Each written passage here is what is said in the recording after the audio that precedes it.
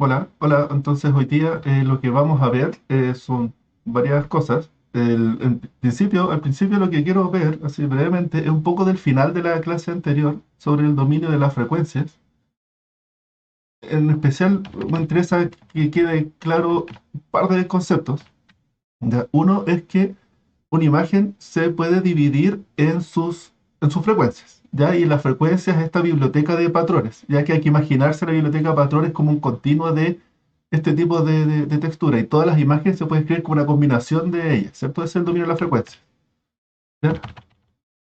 Ya, ¿y cómo se hace? Se hace aplicando esta fórmula. Este I, X, Y es el píxel de la imagen, y este E elevado a algo es un coseno, es un número complejo que esencialmente representa cada una de las texturas. ¿Ya? Y que la imagen y está la función inversa. Si uno tiene los números complejos, que son los F mayúscula, uno aplica como el filtro opuesto, que se llama el cambio de polaridad, y uno puede obtener la imagen de vuelta. ¿Sí? Espero que me entiendan, ¿no? ¿Dudas de eso? ¿Ya? Espero que entiendan ese concepto de la transformada de Fourier y que son números complejos. ¿Ya? Eso es como clave en la transformada de Fourier. ¿Por qué?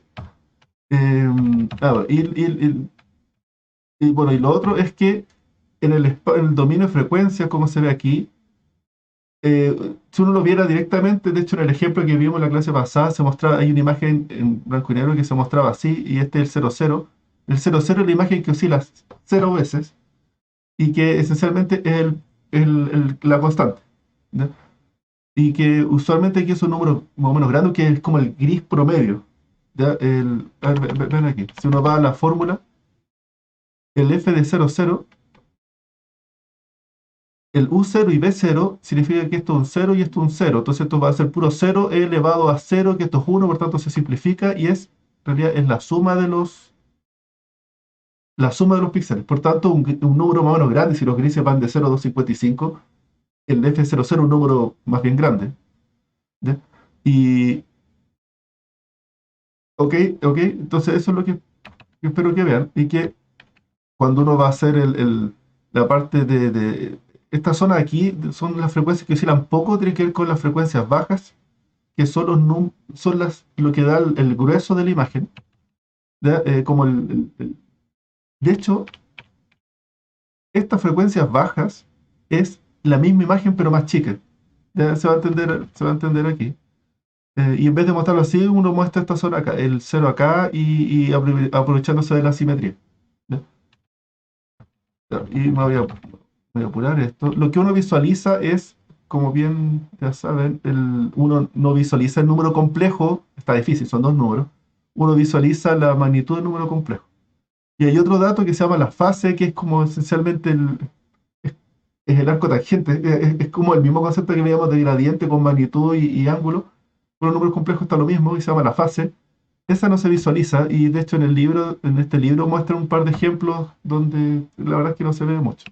¿Ya? ¿Ya? Y aquí la idea es que vean cómo una imagen, esta es su dominio de frecuencia, y que se ven números altos donde es porque hay muchos patrones de ese estilo. ¿Ya? Y que la imagen se puede dividir en dos, por ejemplo. Eso me gustaría que lo vieran. ¿Ya? Esto. Cuando uno escribe si uno ve la parte con frecuencias bajas y se queda solamente con esta zona, ¿qué es lo que se ve?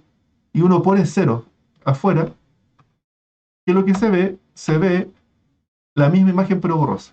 Es decir, la frecuencia baja de hecho, si una imagen la chica, uno se queda con las frecuencias bajas. ¿Ya? Y lo otro el resto. ¿Ya?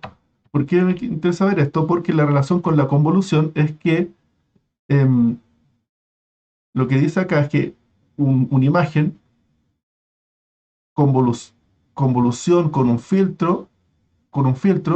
el, no sé, cualquier filtro consiste en llevar la imagen al dominio de frecuencias, a estos patrones que veíamos aquí, llevar el filtro del dominio de frecuencias también y hacer multiplicación punto a punto.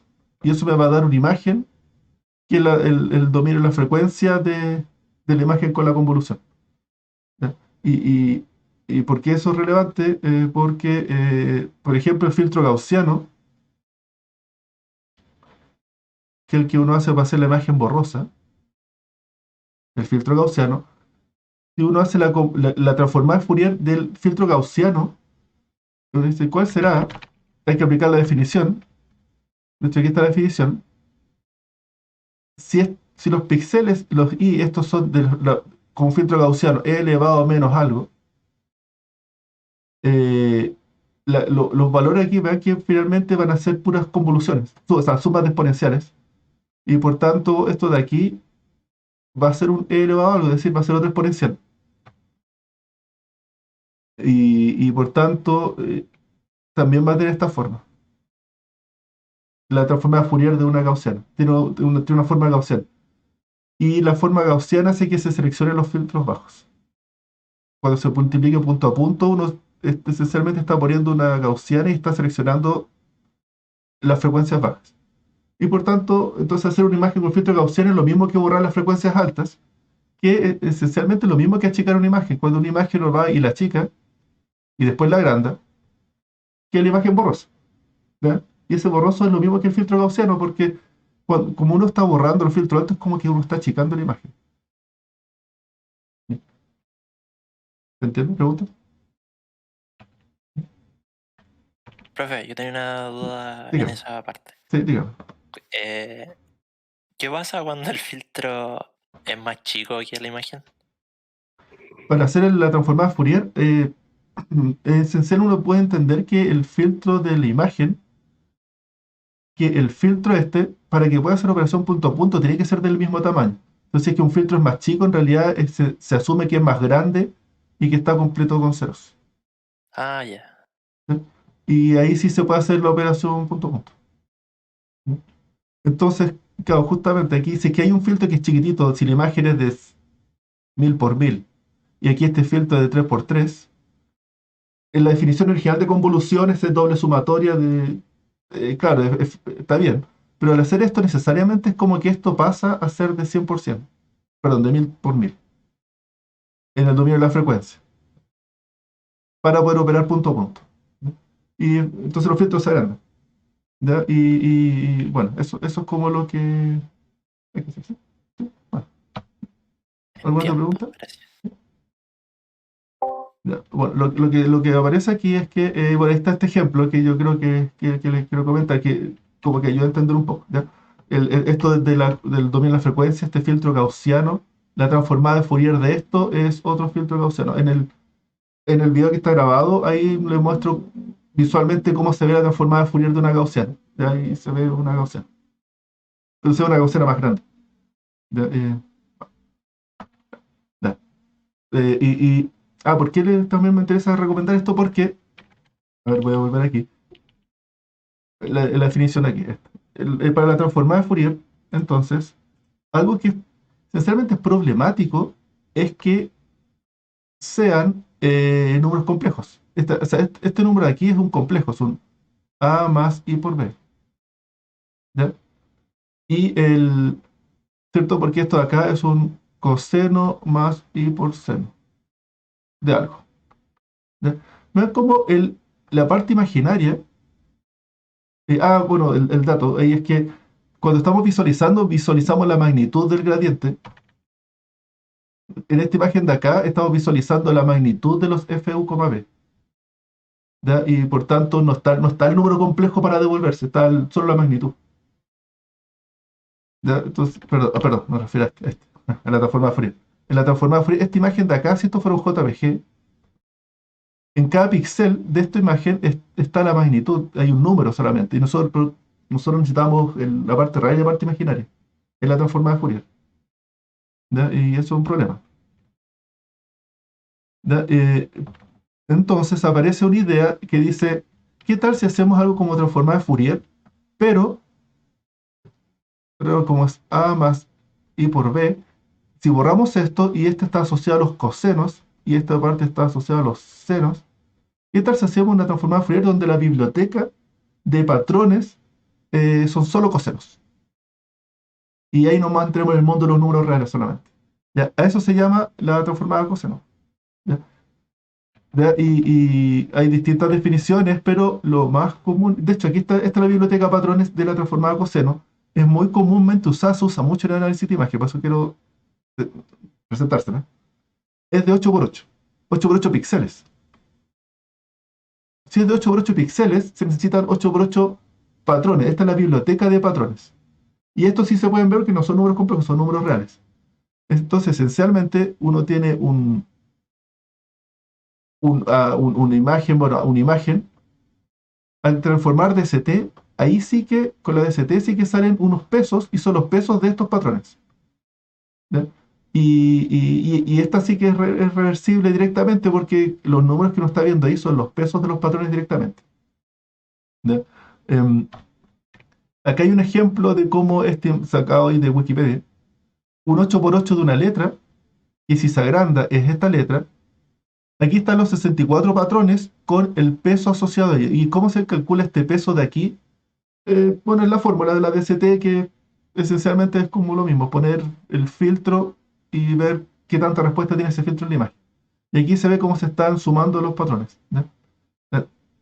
Y este es el resultado de la restauración de los 8 por 8 filtros. Al multiplicarlo y sumarlos da eso de ahí. ¿Ya? La DCT entonces son estos números en amarillo. ¿Ya? Em, ya, y aquí es donde lo que me interesa que vean es que, ¿qué tal si uno estos de aquí le va poniendo ceros y no considera esta zona de acá, que son las frecuencias altas?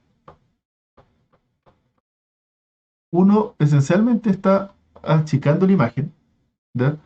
Eh, ¿Ok? Y estos números de acá, la- estos primeros coeficientes, los coeficientes de los primeros filtros, son un buen descriptor de la imagen. Nos permite buscar imágenes parecidas, ¿ya? Si tomamos esos primeros números amarillos como vector. ¿Ya? Esencialmente, ¿por qué? Porque estos números amarillos es la misma imagen más chiquitita. Entonces, recuerda cuando le digo a la tarea 1, achiquen la imagen, calculen un vector y listo. En realidad se parece mucho a lo que uno diría, tomen los primeros coeficientes de la DCT. ¿Ya? Es como conceptualmente lo mismo. Claro, exactamente, sí, sí, muy parecido. ¿Ok? Ya, eso es lo que espero que ustedes vean. ¿Y por qué? Porque la DCT nos va a aparecer más adelante y que entiendan ese concepto. La DCT se usa para tomar los primeros coeficientes y eso nos da una representación global de la imagen, con muy pocos coeficientes. Después, de hecho, en vez de guardar estos números de aquí, que son floats, lo que uno guarda, en realidad uno los discretiza y los convierte a enteros o incluso a bits. Ya. Esta forma de compresión se puede entender como que una forma de compresión y es la que usan los archivos JPG. Ahí es donde se ve como para este trozo de imagen, estos son grises, esta de aquí es la DCT de esa imagen, perdón, de esta imagen de 8 por 8, que en realidad lo que uno hace es que a la imagen entera uno va pasando por pequeños patches de 8 por 8 y va calculando la DCT.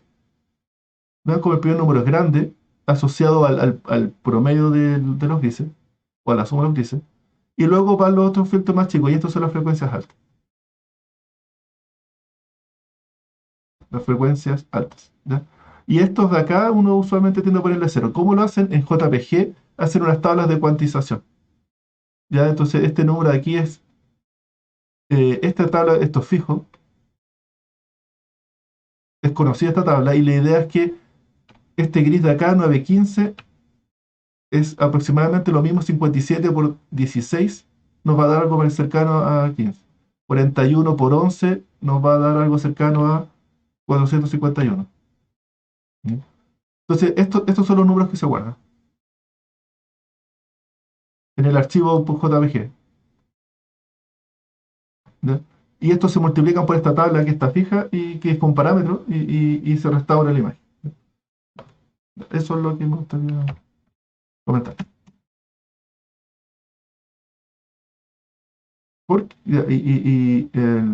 ¿Preguntas de eso? Ya, eso, ¿por qué les pregunto eso? Porque al final, un descriptor muy interesante que es y que es típico, es para buscar una imagen, para buscar imágenes parecidas. Por ejemplo, la tarea consiste en a la imagen calcular la DCT. La DCT ustedes no hay que implementarla, es una función que está conocida, está en OpenCV, cualquier librería de imágenes. Uno a una imagen de 1000 por 1000. Si uno hiciera DCT, la DCT va a obtener 1000 por 1000 coeficientes de la DCT. Y de esos hay que quedarse con los primeros, con esa zona de ahí. Eso es el descriptor. Y un descriptor que sirve para buscar imágenes duplicadas, pero es muy poco robusto a cualquier transformación. ¿Ya? Y lo que hacen aquí es que es para detectar en un video, para detectar frames consecutivos, uno usa este pequeño descriptor. Y de hecho aquí son súper extremos porque si se quedan con imagen de n por n, entonces serían n por n floats, y ellos se quedan mejor con n por n bits. Esencialmente ponen un 0 o un 1, reemplazan por un 0 por un 1 si un número grande o un número bajo. ¿Ya? Y lo que hace aquí es que ya, no, eso, ya, ya, eso es lo que me gustaría decir, ese descriptor. ¿Por qué? Pregúntate de eso, del descriptor global, porque la DCT nos va a aparecer de nuevo. Eso quería repasar. Bueno, ya, ese era como el pequeño resumen de lo que queda pendiente. Ya, para esta semana, em, eh, primero quiero que me comenten. ¿Han hecho la tarea? ¿Cómo les va con la tarea? ¿Obtienen algún resultado bueno? ¿Algún tip para buscar cosas para resolver esto? ¿Cómo le ha ido con la tarea? Para la tarea hay plazo hasta el... Era para este lunes, pero este lunes la próxima semana no hay clases, sino que es la semana siguiente. Así que la entrega es el 12 de abril. ¿No? ¿Alguien ha obtenido algún resultado? Bueno, Yo la empecé, pero todavía no he corrido para ver cómo están los resultados. ya, ok. ¿Alguien ha obtenido algo? Vale. Bueno, intenten hacerla como les dije, si no se quieren complicar, pueden tomar la imagen, reducirla y tomar los grises, redúzcala a 10 por 10, le van a quedar 100 píxeles y esos 100 píxeles son los vectores y buscan vectores parecidos. ¿Ya? Hay una función de distancia, aquí me acuerdo de algo, ¿ya? Que les puede servir, que es, em, voy a usar acá, cómo buscar el vecino más cercano. Ustedes vayan acumulando de la imagen 1 hasta la imagen n en vectores. Entonces, si les dije de dimensión 100, o sea, perdón, si se calcula un vector de dimensión 100, van a tener una matriz de 2000, son 2000 filas me parece, 2500 filas, con 100 dimensiones.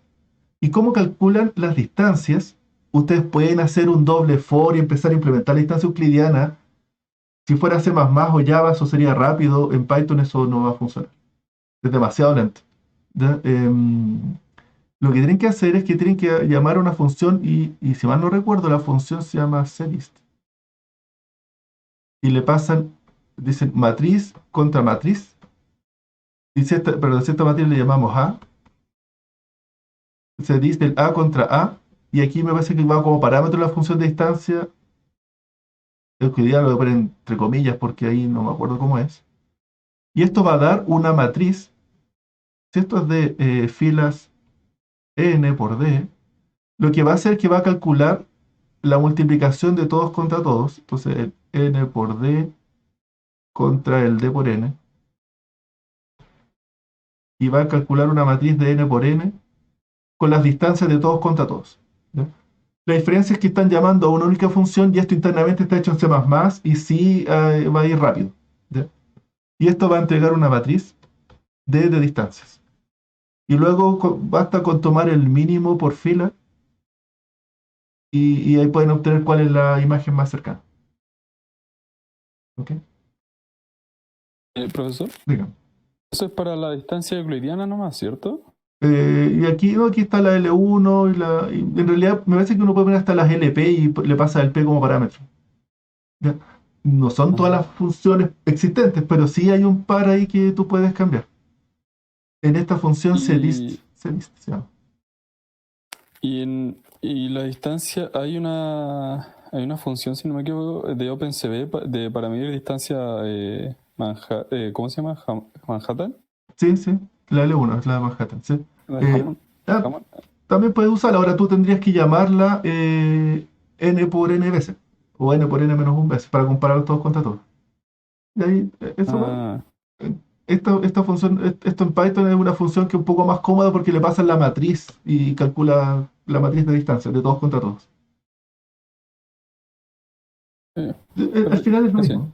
Ya, ya, así que si lo hiciste así y se demora poco, está bien. Ya no hay problema. Esto yo se lo digo como dato en Python hay que hacerse trucos para poder ir lo más rápido posible. Si ustedes en Python dicen hacen el for de i igual 1 a n y el for de i igual 1 a n, o j for j de 1 a n, y bueno, con el if de i distinto a n, para no compararse consigo mismo.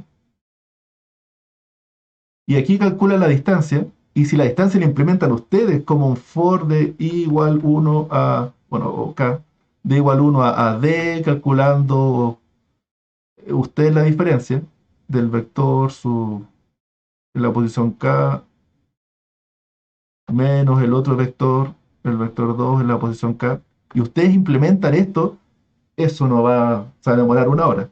¿Ya? Y tienen que saber que así es Python y uno trata de no. Por eso, en algún punto de repente uno, por eso le decía, en algún momento necesita, si uno quiere poderse inventar funciones de distancia, necesariamente se mama en Python, esto es demasiado lento. Los ciclos son demasiado lentos en Python. ¿Ya? Entonces la función de distancia, si ustedes la van a implementar en Python a mano, eh, no va a terminar. Con un dataset de chico incluso, sin un par de miles de imágenes ya no funciona. ¿Por qué? Porque vean, estos son 2000 imágenes, pero estos 2000 por 2000 van a ser 4 millones de funciones de distancia. Si es que fuera de 2000 por 2000. Entonces, llamar 4 millones de veces a hacer este ciclo es demasiado lento en Python. Bien, ¿alguien? Eso, espero que hayan visto este es un dato. Después vamos a ver otras formas y cómo hacer, esto se llama la búsqueda lineal o secuencial, linear scan. Vamos a ver cómo hacer otras formas de buscar más rápido para poder buscar en millones de imágenes. ¿Ya? Bueno, ya, eso. Hagan la tarea, por favor. Y no hay problema, pregunten por el foro de Discord o por cursos o por Telegram. ¿Ya? O me preguntan a mí si es que estoy conectado. Ya, eso también tenía que decirles, que voy a estar conectado las tardes mientras estoy trabajando y no tenga reuniones, voy a estar conectado ahí. Y si me ven, me entran y me hablan, ¿no? Tienen que hablar hartas veces que de repente no estoy sentado o no escucho. Tienen que insistir ahí. Para esta semana, entonces, el contenido de esta semana son los descriptores globales de color. Em, lo que, así, brevemente, para entender los colores, lo que queremos es, primero me interesa ver dos cosas. En la parte del sistema visual humano, eh, aquí uno habla de hartas cosas, pero me interesa dos cosas. Uno, que en el ojo nosotros tenemos los conos y los bastones. Los conos ven el color y los bastones ven los grises. ¿Ya? Nuestros, eh, nuestros sensores del ojo son de dos tipos, los conos y bastones. Y que en el centro del ojo hay muchos colores, hay muchos conos y alrededor del ojo está lleno de bastones. ¿Ya? Y que si uno va a ver los conos, en realidad los que ven colores, nosotros tenemos tres tipos de conos. Unos que son más sensibles a la longitud de onda del azul, otros que son más sensibles a la longitud de onda del verde y otros que son más sensibles a la longitud de onda del rojo. ¿No? Aquí está el gráfico de las longitudes de onda. ¿Ya? Y ahí se ve, estos son los nanómetros. ¿Ya? ¿Ya? Y entonces uno tiene un cono que está por acá, el otro que está por acá y el otro que está por ahí. ¿Ya? Entonces sentimos distintas frecuencias de onda en la luz. ¿Ya? ¿Y por qué digo esto? Porque nosotros somos 3D en los colores, ¿ya? Físicamente, ya así que por eso tiene todo el sentido que los colores sean 3 canales, porque nuestros ojos son así, ¿ya? Vean eso, ya, eso es lo que hay que entenderlo. Y lo otro es que nosotros, en nuestros ojos, no somos simétricos en los 3 canales. Estos no están equipaciados, vean cómo acá hay una diferencia, y acá hay una diferencia. O sea, esta diferencia es distinta de eso. Ya no nos, y esencialmente nosotros somos muy sensibles al verde. Y debe ser porque acá el verde es importante en un espectro más amplio, ¿ya? Que los otros. ¿Ya? Vean, entonces me interesa notar que somos 3D en los colores, en los colores y que no son simétricos. ¿Ya? ¿Ya? Y voy a avanzar un poco con respecto a las em, estos se llaman, ¿cómo se llaman? Las ilusiones ópticas. Y a mí me interesa mostrar de las ilusiones ópticas, me interesa, ¿por qué las pongo aquí? Porque si nosotros estamos calculando similitud según la percepción humana, la percepción humana es súper difícil, ¿ya? Así que calcular descriptores y buscar cosas parecidas, el problema de los algoritmos es que no son afectados por nuestra percepción humana. Y si queremos simular al ojo, cómo interpreta una imagen el ojo, en realidad está súper difícil. Sería igual. Por ejemplo, aquí en esto, claramente, cualquier algoritmo va a ver líneas rectas, y para nosotros son curvas, ¿ya? O cualquier algoritmo va a darse cuenta que esta con esto son del mismo tamaño, pero que en realidad para nuestros ojos o nuestro cerebro son de distintos tamaños, ¿ya? O que estas líneas son paralelas, pero que, claro, para nosotros no son paralelas, ¿ya? Eso hay que tener en consideración, y que tiene que ver con esto del semantic gap que comentábamos antes, que lo que uno ve es distinto a cómo es físicamente. Entonces un algoritmo es demasiado concreto, ¿ya? Objetivo. Esto es curioso, me gusta dar todo este ejemplo porque ahí el triángulo resalta y no hay triángulo, ¿ya? Lo encuentro súper curioso. ¿Ya? De hecho, aquí ya tengo un par de imágenes y aquí se los muestro con la tarjeta. Este me gustaría que encuentre que es curioso, a ver si se ve un poco en la cámara. Me ve chiquitito, sí. Ya, en la cámara, lo puedo poner,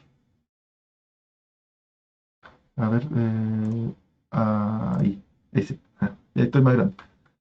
Aquí en esta, ver cómo esa barra del medio, esta barra del medio es de un gris constante, ¿ya?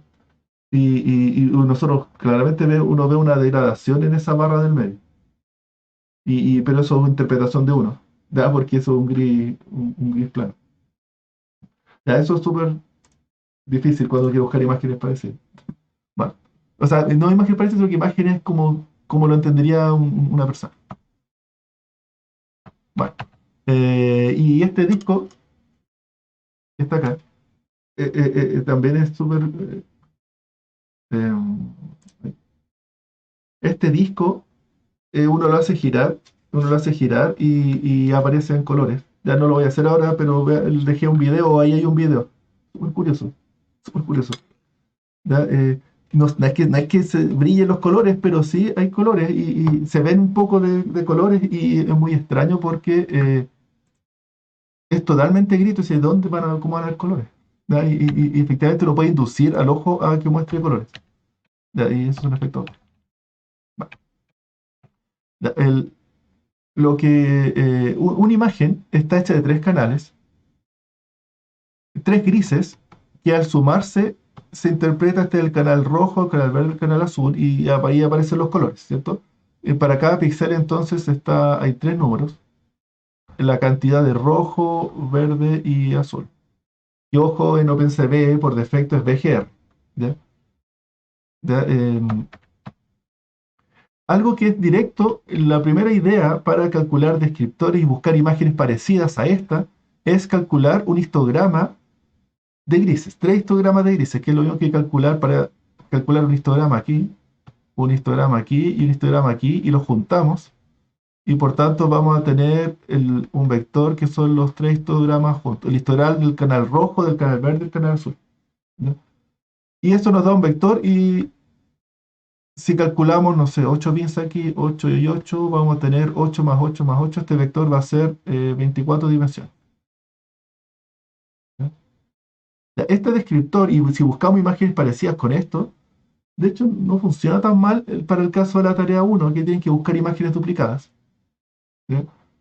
Porque la imagen duplicada, si uno quiere buscar imágenes duplicadas, sus colores van a ser casi los mismos. Pero me creerán que este descriptor no sirve para buscar imágenes parecidas. ¿Ya? Y si uno tiene una imagen verde, o perdón, con ciertos, no sé, tonos de amarillo, celeste, colores, buscar colores parecidos no se van a ver los colores parecidos con esto aquí porque no estamos representando colores, estamos representando cantidades de rojo, verde y azul. Eh, eh, pero los colores, uno aquí en un histograma se pierde la posición espacial de dónde están. ¿Ya? Y entonces no sabemos si es que algo tiene mucho rojo, verde y azul. No sabemos si es que porque la imagen es blanca o porque tiene zonas rojas, zonas verdes o zonas azules. O puede tener zonas amarillas. Depende de su mezcla. Entonces eso no se está representando, nos sirve para buscar imágenes parecidas. ¿Se entiende? ¿Se entiende eso, no? Bueno, ya. Eso es lo que sale ahí. Bueno, ya. Este es el cubo RGB. ¿Ya? Y aquí está la cantidad, entonces aquí está el rojo, el verde y el azul, que son estas zonas de acá. Y luego aquí se ve, vean que aquí algo que es común que uno hace son los colores parecidos. Y uno empieza a calcular distancia en el cubo RGB para representar colores parecidos. ¿Ya? Ya, eso, si bien podría funcionar para pequeñas localidades, si uno empieza a hacer a distancias un poco más largas, eso ya no cumple el ojo humano. ¿Por qué? Porque este cubo es muy simétrico. ¿Ya? Es decir, la distancia del verde al amarillo es la misma que del rojo al amarillo. ¿Ya? O del blanco al rojo es lo mismo que del blanco al verde. Esta distancia de ahí. Por tanto, si uno tiene un color o a un color gris o a un amarillo claro, entonces si uno va a buscar similitud entre colores, son iguales para la distancia euclidiana en el cubo RGB, son igual de parecidos el rojo que el verde de ese amarillo claro. ¿Ya? Y la verdad es que no es así, porque como les dije, por eso es que era el tema esto de los conos, nosotros no somos, en nuestra percepción del color, no somos equipaciados, o sea, no somos iguales en los tres canales. Bueno, este igual lo voy a saltar.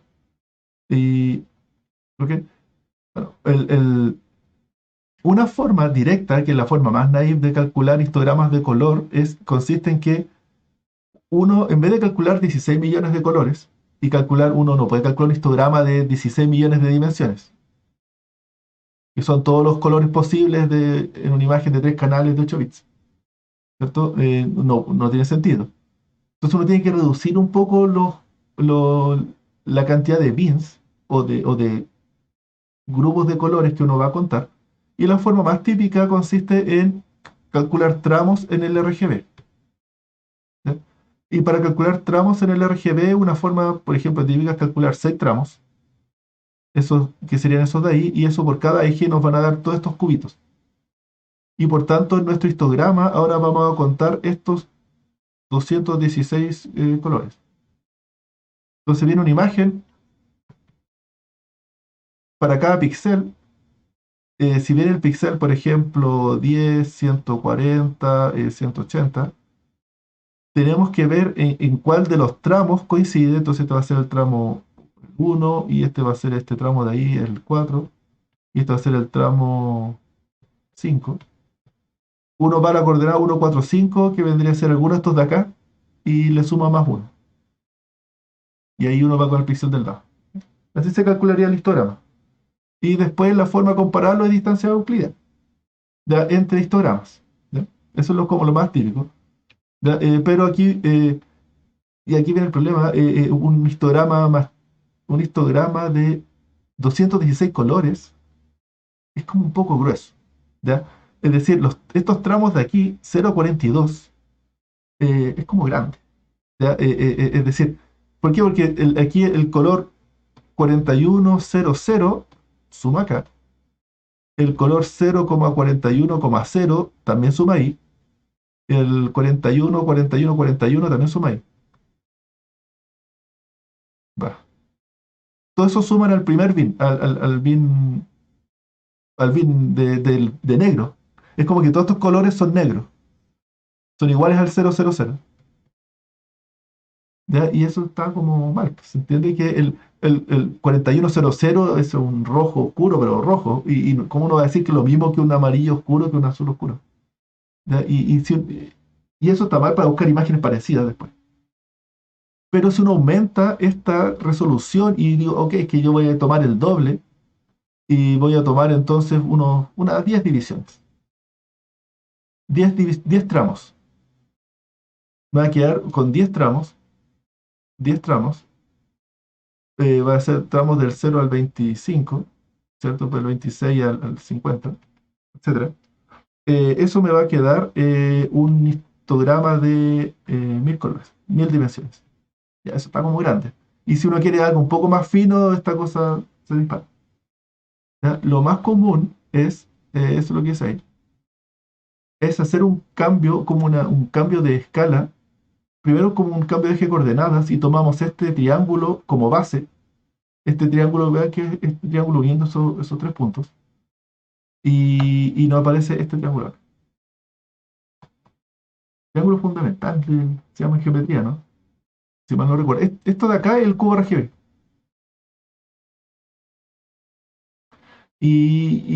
¿Cierto? Ahí está el negro, ahí está el blanco, ahí están los colores. Y todo lo que ahora aquí vemos, este triángulo, se ve todo el espectro de colores. Y lo que vamos a hacer es que vamos a tratar de hacer una cuantización, o sea, una división en zonas de acá. ¿Ya? Pero el tema es claro que aquí y vamos a calcular coordenadas polares. ¿Ya? Y las coordenadas polares, vean, después es el ángulo con respecto a una línea base, que la línea base es el rojo, porque si no, no hay razón. Vamos a calcular un ángulo y luego una distancia con respecto al centro, ¿cierto? ¿Les suena eso, cierto? Coordenadas polares. Primer año, diría yo, de física. Entonces cualquier punto se representa por estas dos coordenadas. Rho se llama el ángulo y el ángulo. Y bueno, y esto se puede hacer para arriba o para abajo también. Uno va subiendo un triángulo más arriba o un triángulo más abajo. Ahí están las tres coordenadas. Coordenadas cilíndricas serían. Bueno, pero aquí ven que el Rho, este tiene un largo distinto dependiendo del ángulo. Y eso es como complicado. ¿Qué tal si lo hacemos circular? ¿Ya? ¿Ya? Y ponemos el rojo, lo orientamos, cosa que el rojo quede como el ángulo cero. Porque hay que elegir un ángulo cero. Y luego todos los colores se representan por tres coordenadas: el ángulo, la distancia con respecto al centro y la coordenada vertical, que tiene que ver qué tan cerca del blanco o del negro. ¿Ya? Este ángulo es clave. Esto se le llama la coordenada H, el hue. ¿Ya? Y ojo, porque en su definición original el H, el hue, es un número entre 0 y 360. Y de hecho, o entre 0 y 360. Y el 360 es como problemático porque es mayor que 256. Entonces, si uno convierte a H, necesita más de 8 bits. Entonces, en realidad lo que se guarda es del 0 al 180. Pues se guarda el H dividido en 2. ¿Ya? Y ese es pero en el mismo rango. Las complicaciones del H es que es circular, entonces el H igual 0 es igual al H igual 180. O 360, digo. O el 359 es casi el mismo, porque el 359 es rojo de nuevo. problema de la coordenada h. ¿Ya? Em, pero lo que hace es que nos permite crear un espacio no tan homogéneo y ahora podemos hacer divisiones. De hecho, aquí se ve que esta es la conversión RGB-HSB, son unos cambios geométricos más o menos simples, esto se puede implementar. ¿Ya? Y lo que se hace aquí es que ahora vamos a calcular histogramas, pero no podemos dividir en muchos tramos el H, pero las otras dos coordenadas se dividen en menos tramos. Y podemos tener histogramas que sean más específicos al color. O sea, perdón, que representen muchos colores, 16 por ejemplo, pero 16 colores puros, pero con 4 variantes de saturación o de brillo, de intensidad. De ahí quedan 256 bits, pero estamos representando más colores. Eso no se podía hacer en un histograma en RGB. ¿Ya? Ya, pero esto tiene un problema. ¿Ya? Esto tiene un problema. Y es que el espectro, vean cómo el H, como es una modificación del espacio RGB, tiene los mismos problemas que le decía el RGB. Nosotros no somos igualitarios en percepción de los 3 canales. Sin embargo, esto es súper igualitario. ¿Ya? Hay una zona que es de rojo, de verde y del azul que están igual representadas. Porque proviene del cubo RGB. ¿Ya? Eso no nos va a servir para buscar colores parecidos. O no es tan correcto. No es exacto. O no es tan cercano al color, a nuestra percepción de colores. ¿Ya? Y así que eso es como el problema. ¿Ya? Voy a saltar esto. No, aquí les quiero comentar que aquí les comento unos descriptores. Hay un estándar que se llama el MPEG 7, que son estándares para metadatos, donde incluye las definiciones de algunos descriptores globales. Y en este paper de Manjunat, que está ahí, y hay distintos descriptores típicos, así que son como medio estándares. Ahora, sus definiciones no son muy precisas, son medias ambiguas sus definiciones. Y ahí les dejo algunos. La verdad es que el escalable color es el mismo histograma en espacio HSV, ¿ya? Solo que después hace unas conversiones, comprime el histograma de una forma que en mi opinión lo arruina. Igual lo probé, funciona súper mal. Pero sí funciona bien el histograma solo. O mejor. Funciona mejor. Y ahí los otros son curiosidades, diría yo. Bueno, ¿qué es lo que vamos a hacer? Cuando uno tiene histogramas de más largos, uno quiere calcular similitudes entre colores. Eh, no, perdón. Si vamos a calcular, tenemos un histograma de dimensión, no sé, aquí hay 20 colores. Digamos 20 dimensiones. Y este es un histograma. Y acá tenemos otro histograma de 20 dimensiones. Si calculamos distancia euclidiana, cada uno se compara consigo mismo. Y la distancia euclidiana no mide similitudes entre colores. Es decir, si es que no hay, si es que coincide, bueno, aquí coincide bien. Si es que coincidiera mal y este fuera, a ver, voy a borrar un poco. Si es que hubiera mucho rojo y este tiene poco rojo, va a quedar a distancia alta porque no coincide. ¿Ya? Y no hay diferencia si es que si en realidad era porque había mucho de este rojo un poco más oscuro. Da lo mismo hubiese estado, la diferencia era porque estaba aquí o hubiese estado en el azul. Da lo mismo para la distancia euclidiana porque ya no coincidió. ¿Ya? Pero uno cuando busca imágenes de colores parecidos, uno en realidad le gustaría preferir una imagen que, o sea, mirar el interbin, la distancia, la similitud entre los bins, para preferir algún otro bin que se parezca. No sé si me explico. Y el tema es cómo bueno, y esta la función forma cuadrática nos permite calcular distancias. La distancia euclidiana es x sub i menos i sub i al cuadrado, raíz cuadrada. Esa distancia euclidiana. Ya, esto de ahí es, ahora lo que está diciendo es que esta diferencia la vamos a calcular en vez de elevarla al cuadrado o multiplicarla por sí mismo, lo vamos a ponderar por un A sub ij. Y vamos a calcular la similitud entre todos, pero ponderado por A sub ij, que nos va a decir qué tanto se parecen eh, esos colores. Eso es lo que va diciendo ahí. ¿Qué tanto hay que ponderar cada una de las distancias? Entonces, este A es una matriz de similitud. Y aquí hay que llenar con qué tanto se parece cada color. Y aquí una pregunta para ustedes. ¿Cómo puedo llenar la similitud entre colores?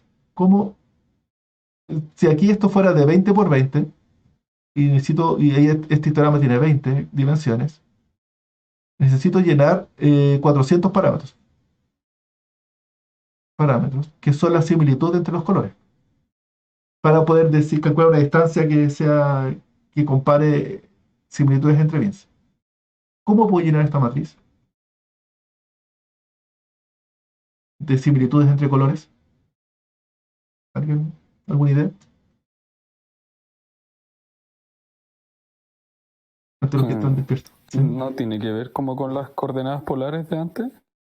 ¿Cierto? Exactamente. Entonces ahí podríamos decir que uno dice, pero muy fácil, calculamos la distancia, pero distancia euclidiana. Aquí.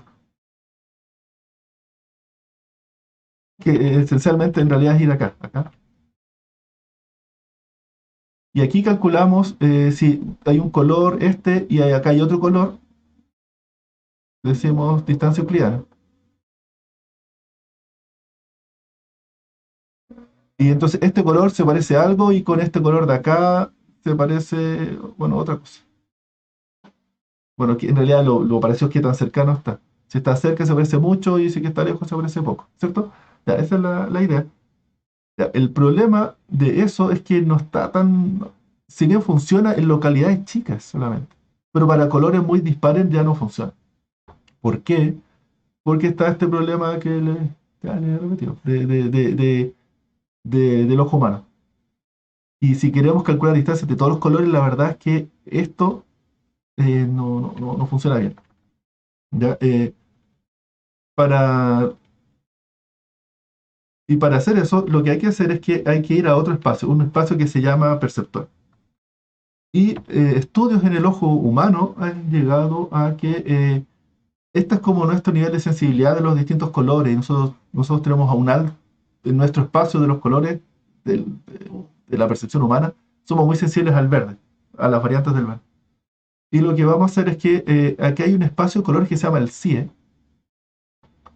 el que nos va a llevar, lo que vamos a hacer es que, bueno, el que se dibuja acá se llama el X y Z, el XY, y aquí ves estos numeritos de acá son los nanómetros de la longitud de onda. Y la conversión de RGB acá ya no es obvia. Son unas matrices que se las voy a mostrar aquí. Acá se están convirtiendo con esto de acá. Eso es el cambio de RGB a este espacio CIE. Y luego de ese espacio CIE se hace otra transformación al espacio LAB, LAB o el espacio LV. Esto es una comisión esto viene del mismo, vean, esto no es de computación, estos son de artistas, de gente que trabaja con colores. Llega a este espacio y que dice que en este espacio LAB o LV uno puede calcular distancia euclidiana entre colores y si se parece a la similitud de los humanos. ¿Ya? Entonces se llama que un espacio uniforme. De hecho, ya hablan que la función, la distancia euclidiana en ese espacio se llama el delta E. Y dicen que un delta E cercano a 2,2 es porque es el mismo color. ¿Ya? Eso es lo que quiero que vean, que si uno quiere calcular similitud entre colores, hay espacios.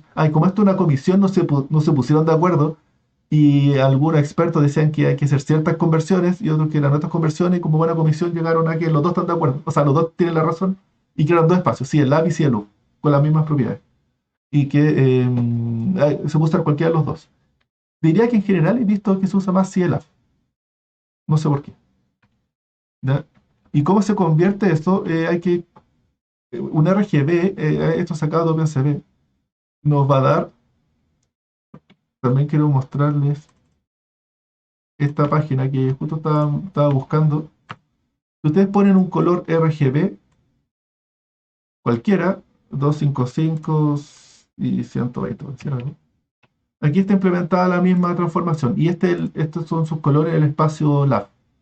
Y la idea es que después uno calcula otro número acá, y el otro color, esto cambia y aquí calcula distancias euclidianas, pero en el espacio LAB. ¿Ya? Da- ya, y eso es lo que vamos a hacer para calcular similitudes entre colores.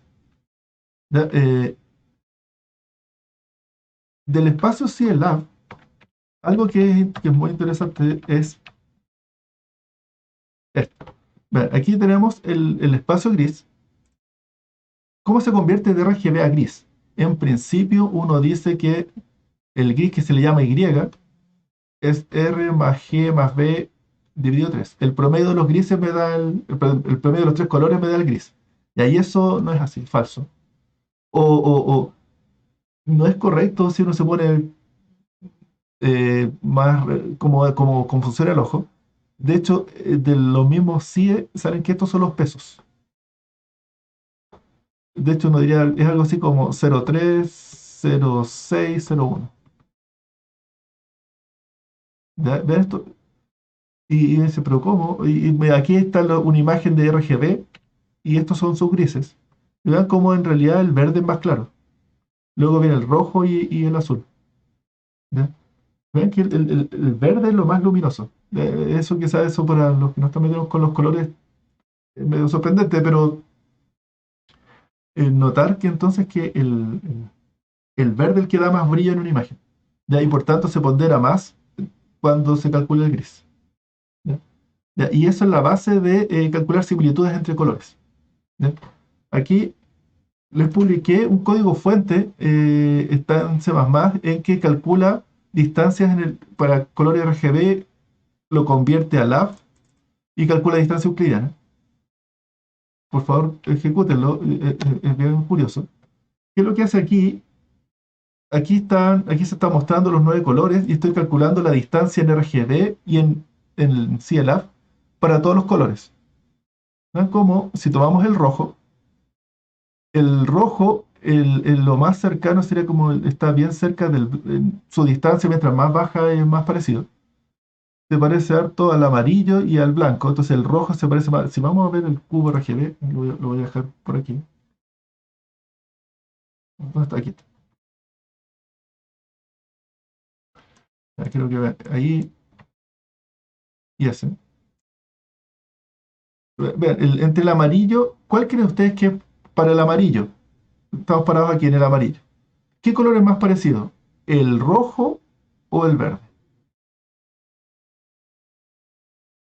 Digamos. Verde. Efectivamente. Efectivamente, si uno va a ver aquí, si uno va a ver el amarillo, aquí tengo la distancia todos contra todos. El amarillo, el amarillo, el verde está a distancia 66 según Ciela. Según RGB, está a misma distancia el amarillo del verde, del rojo y del blanco. Está a la misma distancia.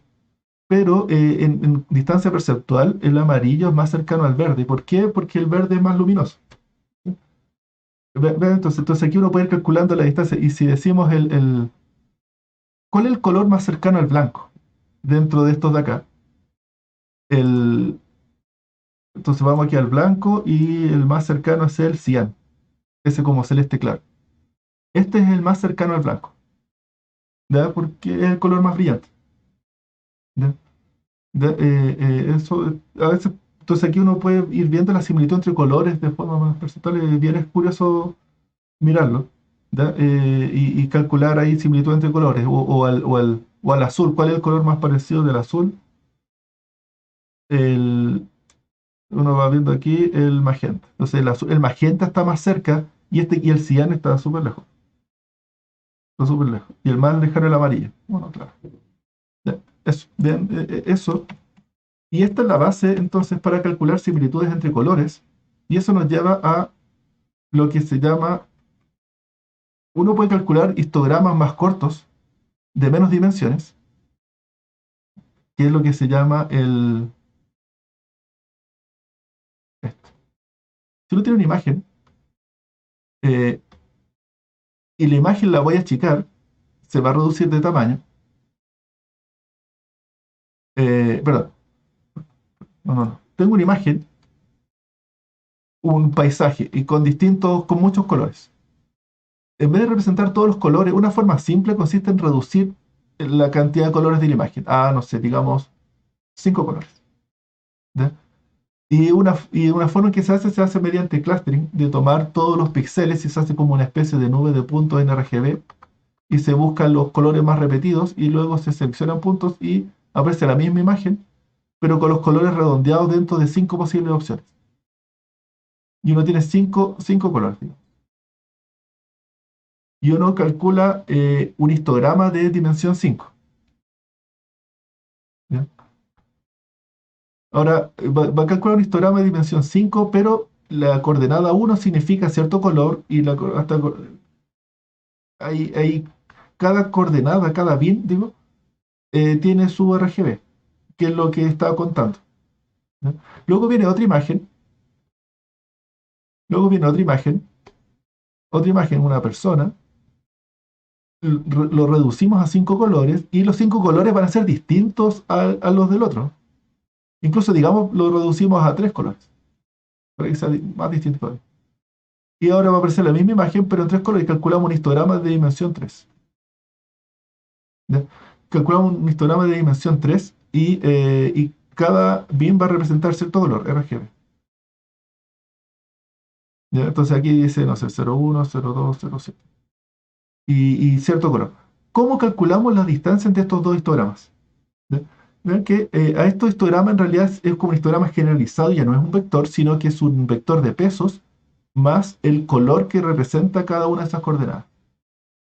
¿Cómo los comparamos? ¿Cómo podemos decir qué tan lejano o cercano está? ¿Cómo podemos buscar el histograma más parecido cuando se calcula de esta forma? Para eso está la función que se llama la Hermobest Distance. ¿Ya? Un programa de optimización que es, lo que hay que hacer es que hay que calcular la distancia es la distancia de cómo convertir un histograma, el histograma X en Y. ¿Ya? Para hacer esto, primero uno le interesa la distribución, entonces estos suman 1, y luego también suman 1. Entonces es como calcular un movimiento de tierra, por eso se llama Hermobest Distance, porque hay mucha tierra acumulada, aquí en este caso hay mucha tierra acumulada en el celeste. Vean que la mayor cantidad, 63%, está en este celeste, y esto hay que repartirlo en estos colores. Entonces hay que moverlo, pero al moverlo hay un costo que pagar porque está a distintas distancias de cada uno de estos colores. ¿Cómo se calcula el costo total de convertir uno en la otra? Lo que hay que hacer es que hay que partir calculando lo que se llama la matriz de costos, ¿ya? Que es lo que está ahí, ¿ya? Y la matriz de costos dice, la matriz de costos, ponemos un color aquí y calculamos el distancia entre el color I y el color subj. Pregunta, ¿cómo se calcula este número? Dígame, ¿cómo se calcula ese número? El distancia S sub I, S sub J. De- ¿No? No es con la distancia al lab o luz. Ya, exactamente, justamente. Entonces hay que calcular, van ahí a esto, al distancia en CLab de los RGB. Y eso significa pasarlos al loop distancia euclidiana. ¿Ya? Y la idea es que ahora estamos representando, porque funciona con distancia euclidiana en RGB, ¿ya? Pero en especial aquí se hace muy difícil porque cuando uno compara colores muy separados, muy, muy distintos, RGB ya no funciona bien. Y ahí es donde sale mejor hacerlo con CLab o Cielo. ¿Ya? llenan esta matriz, vean que aquí dice esto es como el costo de mover, en realidad se dice el costo de mover una unidad, es como que está el espacio RGB, y aquí están los tres colores de uno, y con otro color están los cuatro colores del otro, y lo que estamos calculando aquí es qué tan separados vamos a tomar para cada uno de estos, lo comparamos con todos los otros. Y la idea es como calcular el costo de mover qué tan lejos está. ¿Sí? Y una vez que tenemos el costo de mover, de saber qué tan lejos está cada uno cada color del X en cada color del Y, podemos ahora hacer una asignación, lo que se llama la matriz de flujos. La matriz de flujos consiste en, aquí está, estos tres de acá son estos tres de acá. Miramos estos cuatro de aquí, ahí, y entonces esto es como el origen, y esto es el destino, y tenemos que hacer como un plan, se llama, una planificación de cómo se mueven, cómo se tendrían que mover estos 0.23, cómo se tendrían que mover aquí, estos 0.63, cómo se tendrían que mover aquí, eh, para cumplir lo que espero en el destino, es decir, la suma por fila tiene que ser 0.23 y la suma por columna tiene que cumplir 0.22, 0.2, 0.24, 0.42. Eso sería como unos flujos válidos. Y que además, por ejemplo, a ver, voy a llenar aquí. Si el 0.23, uno puede poner cualquier cosa. Entonces, esto 0.23, puede decir que voy a poner aquí 0.23. Voy a ponerlo acá. Y me faltó un 0.01 que lo voy a poner acá. ¿Ya? El 0.63 puedo ponerlo en cualquier parte. Lo voy a poner, aquí voy a poner 0.41. Y me van a faltar 0.22 que lo voy a poner acá. ¿Ya?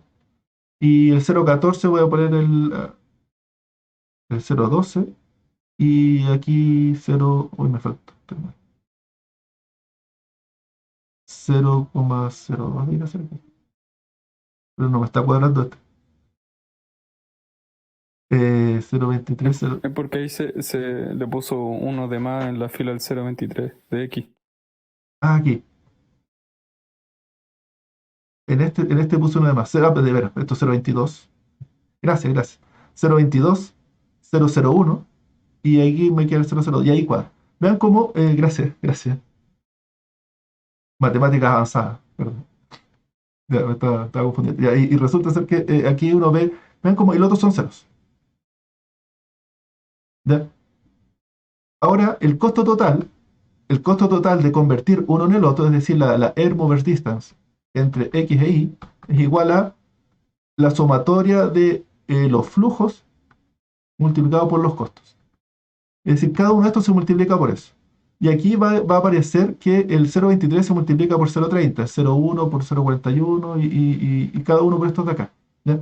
Vean cómo esta matriz la llené de forma ciega, así como me tincó, pero si queremos minimizar esto, queremos calcular el costo mínimo, que sería en realidad el costo mínimo a pagar para poder transformar uno en el otro. Este llenado de flujo ya no es tan obvio. ¿Por qué? Porque hay que ir mirando los costos y lo que hay que hacer es que hay que mirar. En realidad hay un algoritmo que se llama el algoritmo greedy, que a veces no es exacto y que consiste en que voy a tomar aquí los más baratos y voy a partir llenando los más baratos, ¿ya? Para aprovecharme de ocupar el más barato. Entonces aquí digo, este está muy barato, entonces voy a llenar aquí 0.12, voy a poner acá, y, y, y este también está súper barato, entonces voy a llenar el 0.42 aquí, y este también está muy bien barato, voy a poner 0.14 aquí, y luego voy llenando con lo que con lo que va quedando. Eh, a ver qué me va quedando aquí, 0.42, este de acá. Entonces aquí me quedaron 0.21 y voy a tener que ponerlo. Eh, A ver, ¿cuál voy a tomar? Voy a tomar el siguiente más barato, es ese. Entonces voy a tomar aquí 0,63, 0,20, para no equivocarme, 21, 0,21. Ya, 0,63. ¿Y cuál me falta aquí? Eh, aquí 0, no, aquí. 0,08. Ahí suma 0,22. Y me faltaría aquí me faltaría el 0,0. Ya, esa sería mi solución al ojo. Ya. Vean cómo al final me quedaron unos, si uno lo hace de verdad, al final algunos me quedaron como fijos. ¿Qué pasa si este costo hubiese sido 1 millón? Porque ni lo miré al principio y después me di cuenta que este costo es un valor altísimo y que aquí en realidad estoy forzado a poner cero. Tendría que empezar a probar y a deshacer decisiones y irse por otro camino. De hecho, el algoritmo esencialmente se llama simplex y empieza a probar todas las posibles combinaciones de forma inteligente, sí, pero no quita que en el peor de los casos es exponencial, es combinatorio. ¿Ya? ¿Se entiende? ¿Se entiende ahí el tema? Si es que uno lo quiere hacer bien, de hecho esto ya se programa, este algoritmo de asignación mínima ya no es fácil de programar. Ya uno usa ahí ya cosas que ya están hechas. ¿Ya? Em, y que es una función que no es lenta. De hecho aquí sale el costo es del orden, si mal no recuerdo, cubo lo quiere, en caso promedio. Pero van a ser siempre histogramas cortitos, de dimensión 5, 3, 5, por eso es que no es tanto problema. ¿Ya? Pero mucho más lento que distancia euclidiana. Y por tanto, y aquí el flujo, perdón, y el flujo en este caso, yo puse unos números ahí y me dio eso. Eso. ¿Lo entendieron? Eso espero yo que puedan hacer un ejercicio calculando esta distancia euclidiana, esta distancia de Helmholtz distance. ¿Ya? Y que ¿por qué lo estamos viendo ahora? Es porque después se usa para comparar frases de texto. Ya, es otro uso, nada que ver, pero que el mismo concepto. Yo creo que aquí el concepto se ve bien visual. ¿Alguna pregunta? ¿Ya está? Profe, ¿cómo conseguíamos esos 3 y 4 colores? Mira, ¿cómo se consigue? Esto consigue la forma de decir cuáles son los 3 colores representantes. La forma es hacerlo mediante clustering. ¿Ya? Como para ver cuáles son los colores que más se repiten. La idea es que si uno va al espacio RGB y pones todos los píxeles en el espacio RGB, el cielo va a haber una zona de mucho celeste y van a haber muchos tonos de celeste. Entonces la idea ahí es que tú dices, ok, todos estos tonos de celeste los voy a agrupar en un color central, en un centroide. ¿Ya? Y aquí va a haber otros y otro y otro. Entonces tú dices, quiero 3 y se calculan esos 3. Ojo, eso sí que voy a avanzar acá al final. En vez de calcular el clustering, lo que uno hace es que hay una librería que se llama ImageMagick, que es de procesamiento, es como un Photoshop, pero por línea de comando. ¿Ya? Este tiene, y de hecho aquí les dejo reducción de color. Y es súper interesante, aquí muestra cómo reducir. Ellos tienen ya implementado unos colores de reducción que son, porque si es que hacemos de reducción de color de forma mejor. Porque cuando le digo clustering y usan distancia euclidiana, son los mismos problemas que les he comentado ahora. Ya, la idea es que no usan distancia euclidiana. Entonces, no es tan obvio cómo se reducen los colores. Y aquí es donde empiezan a ver cómo analizan los colores y tienen implementados los algoritmos para reducir color. Entonces, diría así como en forma más práctica, cómo se reducen colores llamando a esta función. Y ahí les dejo cómo se reducen 3 colores.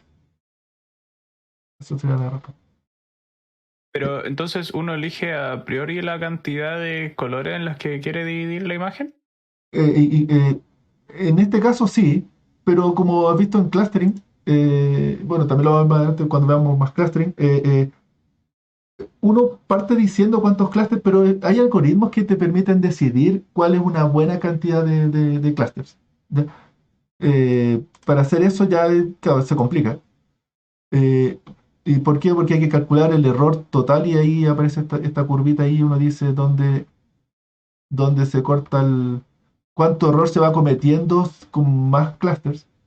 Y hay una cosa que se llama el codo, ¿cierto? El elbow. Criterio del elbow. Eso sería un criterio. Ya, eso.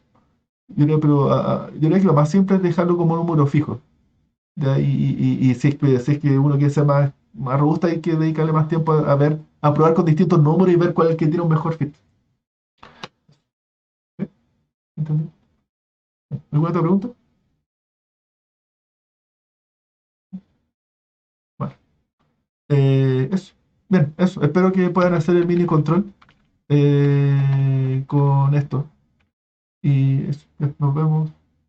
Muchas gracias, entonces. Nos vemos. Profe, Dígame.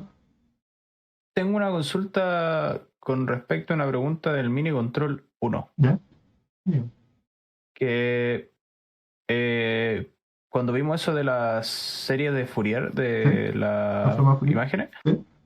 al final las series de Fourier son infinitas, pero uno reduce la imagen como una cantidad finita de sumas. Entonces, realmente cuando uno lo transforma y destransforma, ¿realmente se obtiene la imagen original o en realidad es como una aproximación discreta? Exactamente. Es una aproximación discreta, pero no está tan mal.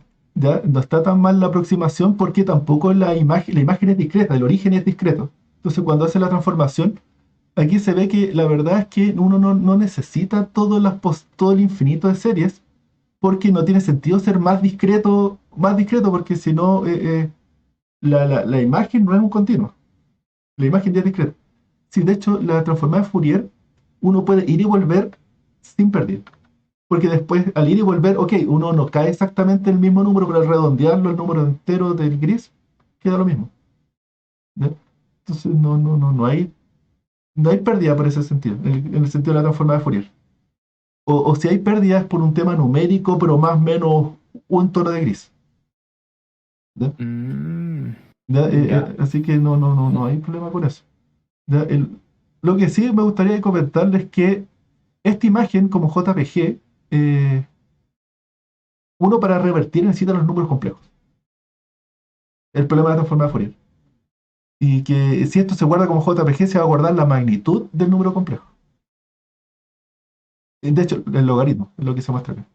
¿Ya? Así que ojo con eso, que será una pregunta. Después van a poder mandarla de nuevo, así que Ya. no tengo problema en darle, les doy ahí la respuesta, después cuando tengan la nota la van a poder mandar de nuevo, para que se saquen un 7.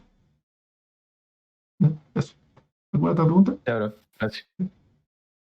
¿Alguna otra pregunta? ¿No? Bueno, muchas gracias. Quedamos hasta acá, nos vemos la próxima semana. La próxima semana son descriptores de video y de audio. ¿Ya? Eso. Chao, profe. Muchas gracias. Chao, Chao. profe. Chao, chao. Sí, sí. Chao, chao.